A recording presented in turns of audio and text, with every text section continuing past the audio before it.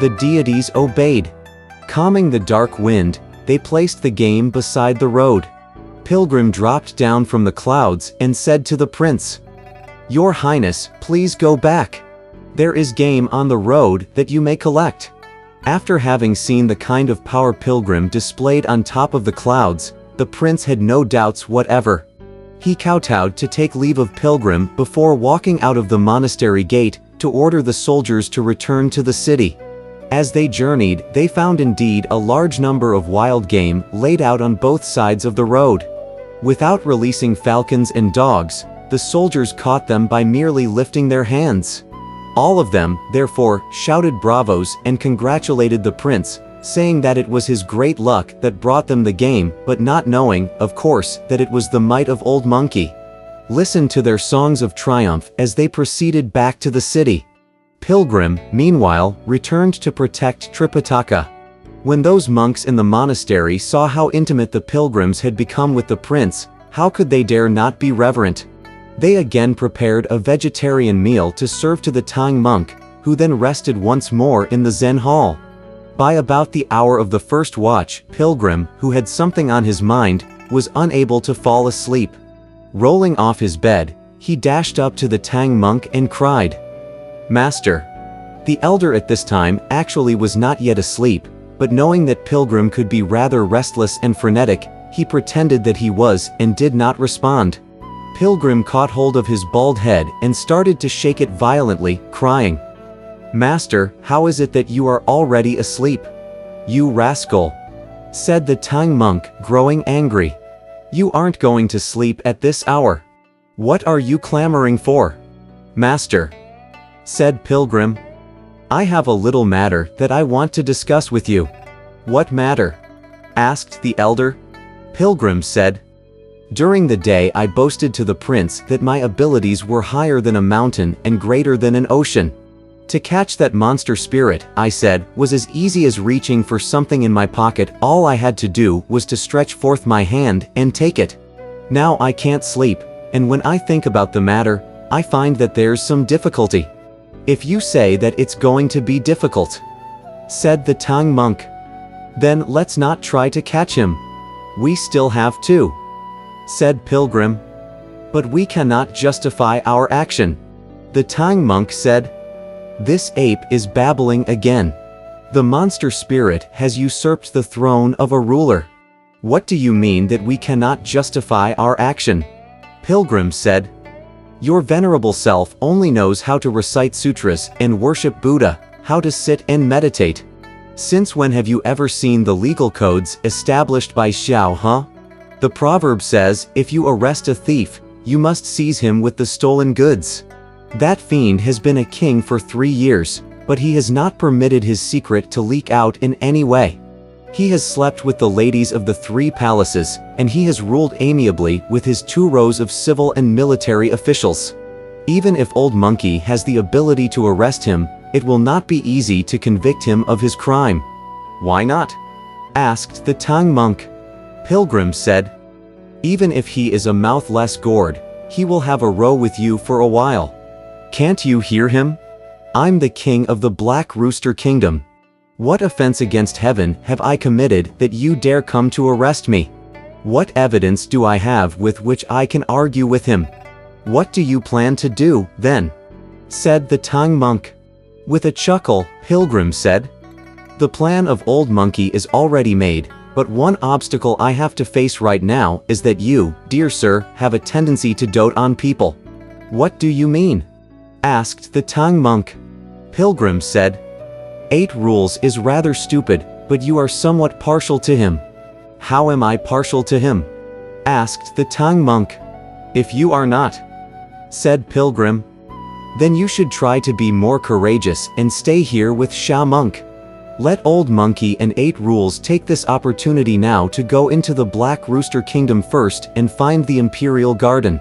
We will break open the marble well and fish out the corpse of the true king, which we will wrap in our bags. When we enter the city tomorrow, we won't bother with having our rescript certified. As soon as we see the fiend, I'll attack him with my rod. If he has anything to say, we'll show him the skeleton and tell him, you killed this man. We can tell the prince to come out and mourn his father, the queen to give recognition to her husband, and the various officials to see their true lord. Old Monkey and the brothers, meanwhile, can lift our hands to fight. Now, that's what I call a worthwhile litigation, because there's something we can go on." Secretly pleased by what he heard, the Tang monk nevertheless said, "My only fear is that 8 Rules is unwilling to go with you." "You see," said Pilgrim, laughing. "I told you that you doted on him. How did you know that he would be unwilling to go? Perhaps you think that he'll be like you when I called you just now, and after half an hour, I would give up. But watch me. If you let me go near him, I'll use only my healthy, 3-inch tongue to persuade him. Never mind that he is Ju 8 Rules. Even if he were Ju 9 Rules, I would have the ability to make him go with me." "All right," said the Tang monk. "You may go and rouse him."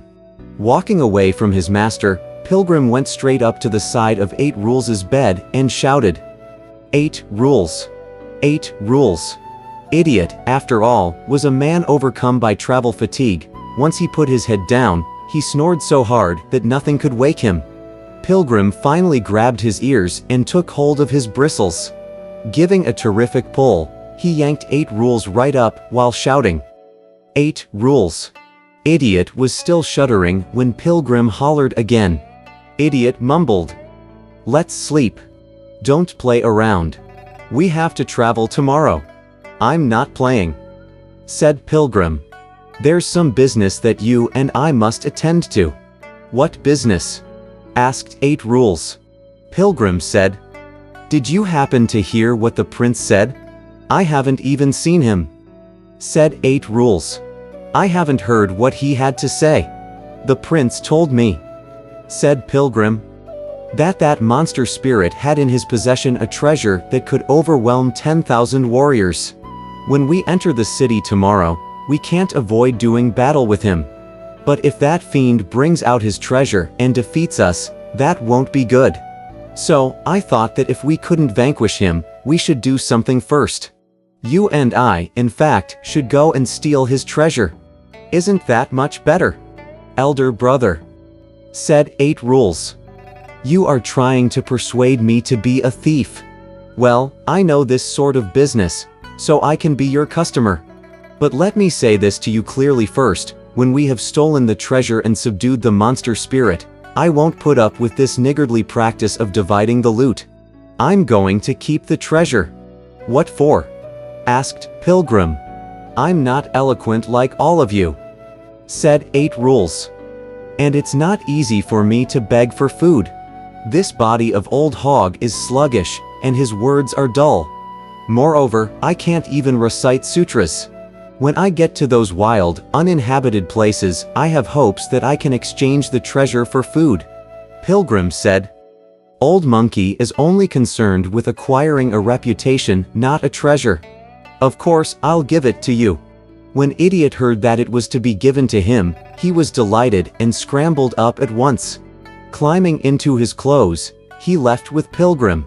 Truly, as the saying goes, even clear wine reddens a man's face, and yellow gold moves the mind of Tao. The two of them opened the door stealthily and slipped away from Tripitaka. Mounting the auspicious luminosity, they headed straight for the city. In a little while, they reached their destination. As they lowered their clouds, they heard the sound of the second watch struck from a tower. "Brother," said Pilgrim, "it's the second watch." "Just right," said 8 Rules. "Everybody is sleeping soundly inside." Instead of heading for the central gate of the sun, the two of them went to the rear gate of the servants, where they heard also the sound of the rattle struck by guards on patrol. "Brother," said Pilgrim, "the front and rear gates are all tightly guarded. How can we get in?" 8 Rules said, "Have you ever seen a thief walking through a door? Let's just jump over the wall." Pilgrim agreed and leapt at once onto the palace wall, followed by 8 Rules. Sneaking inside, the two of them searched for their way to the imperial garden. As they walked along, they came upon a towered gate with triple eaves and flying white banners. Painted on top of the gate were 3 large words that were luminescent in the light of the stars and moon. The Imperial Garden. When Pilgrim drew near and saw that the gate was locked and sealed with several layers of crossed strips of paper, he told 8 Rules to go to work. Idiot lifted up his iron rake and brought it down on the gate as hard as he could. The gate was pulverized at once. Pilgrim led the way to enter the garden, but no sooner had he stepped inside when he began to jump up and down, hooping and howling. 8 Rules was so startled that he ran forward to tug at him, saying, "Elder brother, you scare me to death. I have never seen a thief bellowing like that. If you wake up the people and they catch us and send us to court, even if we are not executed, we would be banished to our native province for military service." "Brother," said Pilgrim, "you may wonder why I'm making such a fuss.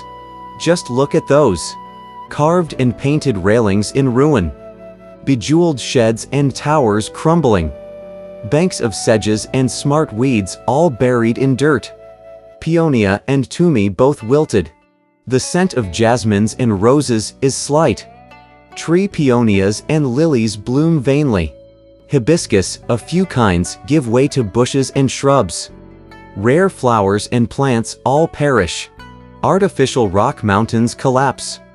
Ponds dry up and fishes decline. Green pines, purple bamboos, they ree like dried firewood.